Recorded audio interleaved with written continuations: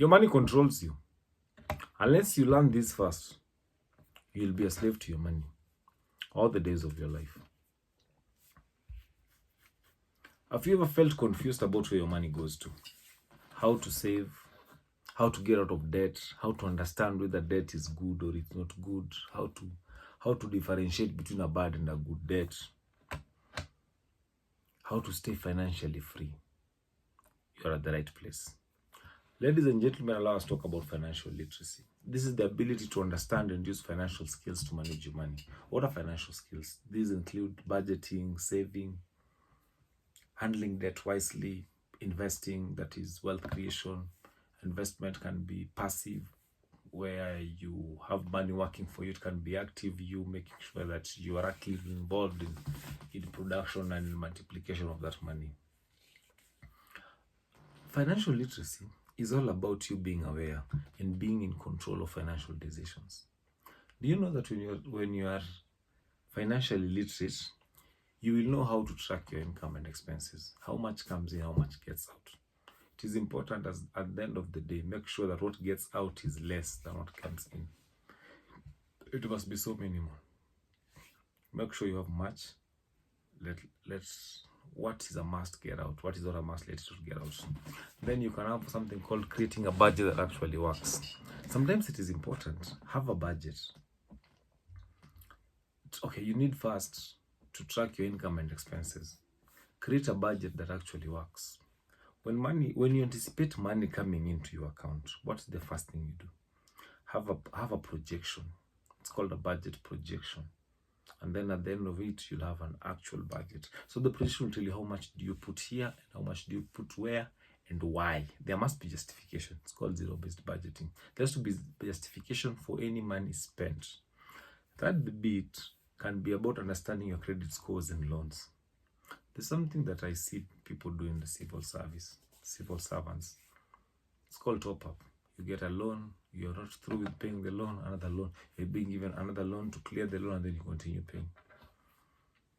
Once you understand, once you're financially literate, you will understand one thing. You will understand that there are interests, how much interest is paid, what are the penalties, what are the, if in case there has been something called defaulting. In the event that you've not been given money by your employer, like we've seen with doctors, sometimes we've also seen with from the county, money has not come in the last 2-3 months. What are the penalties? And is there room for negotiating? Can they be waived? So you need to look at that. Have you saved for emergencies? And are you able to make smart investment choices?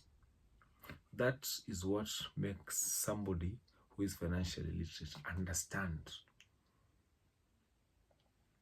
Let's continue. You get people Monday to Monday, they're falling into debt. They're always in debt. They're always paying something. I'm telling you, it's very hard to escape. And that is why we are here, to help you understand how to escape. It is until you understand financial literacy that you'll know that you can get out of debt. It is possible to get out of debt. It is possible not to live paycheck to paycheck. You're getting money, you're spending money, then you're getting money, you're spending money, you're getting money, you're spending money. Then at the end of the day, your children asking you, Daddy, what have you been doing with your money? Can you have an accountability partner? Somebody who can tell you, somebody you can ask, you can tell them, I got 100K. I want to do this and this, what do you think? So that you're able to save. Financial literacy will help you eliminate struggles that come with stress, anxiety, or even relationships. There are couples who are breaking, their divorce is coming on board. Why? Because of financial issues. The money is the common denominator. I am supposed to pay rent, supposed to buy food. What is happening? You're not paying rent, you're getting money. Why are you taking your money? You must know from my money, how much am I giving for emergencies? Emergencies can't be 100%. And what is an emergency first? As a couple, it is important you discuss what are emergencies. Your parents going to bed hungry, is that an emergency? The daughter of your cousin not having school fees, is that an emergency? What are emergencies? And how much do we put for emergencies? Very important. Once you are financially educated, you are great. You have the acumen to understand money issues. You have been with the coach Jobiese here, and we've made you understand. You can make confident money decisions. You can make decisions which you'll not be ashamed of. You can make decisions without blinking of your eyes. You make decisions. Tell them, I am not giving you that money for emergency because I have not budgeted for it. I am not going to buy that plot now. I will buy it in the next 5 years because I am going to save 100K per year. You'll plan for the future. You know when to travel. You know when to start a business. You know when to retire. You know what to do when and why. You plan for the future.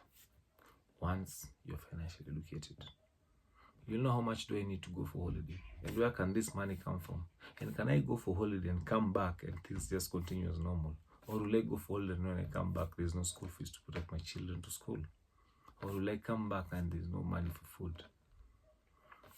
When you're financially educated, you'll understand how to avoid high interest rates. Yeah, anytime, I remember 2 years ago I was in the bank and they actually called me for loans. And you know me, when you call me for loans, I first ask, number one, how is the repayment period? What is the interest? Is it continuous or is it on reducing balance? I noticed the interest was very high and I told them I'm not doing it. Why? Because why should I get a loan if it is not for production purposes? If it's not for development, I don't need a loan. So you need to know, avoid. So once you're financially, you'll really avoid high interest traps like payday loans. You know, those loans, those emergency loans, those cash loans, 10% per month, 10% in 2 weeks, 20% the Shylock loans, 20% per week, 20% in 7 days. If it's the 8th day, it's 40%. It's crazy. The 17th, the 15th day, 60%. What are you doing? And then last, you need to be control of your financial life. You know what to do when and why. You can't be Monday to Monday, you're always begging, hey, sasa, sijalipa fees mzee. Hey, sasa, sijalipa rent, sasa. No, we cannot live that way. So, financial literacy is not about how much money you make. That is the lie. It is not about the much money you make. It is about how you are able to manage your money. How you're able to manage that money that you have. That is what is very important. Let me share with you an example. There are two examples. There was a friend of mine living in Korokocho, and then there's one in Dandora. So the one in Korokocho and Dandora are earning the same amount of money. Both of them are earning 20,000 per month. But do you know what happens is one of them spent everything. Why? They didn't have a budget, and they were living paycheck to paycheck. Second one tracked their spending, saved a portion of what they received, and even invested a small amount each month. Years later, you'll realize that the person who didn't have a budget, the one who was spending everything, the one who was living paycheck to paycheck, had no savings, was full of debt, and didn't have options. But the one who was saving and had a budget, had a lot of savings, didn't have debt, and had so many options. You know, I always tell my friends, at the end of the day, lack of money is crazy. When you lack money, you can't talk to people. So now, therefore, the difference between financial literacy, is same money can give different outcomes. So ladies and gentlemen, how do you start improving your financial literacy? How do you start?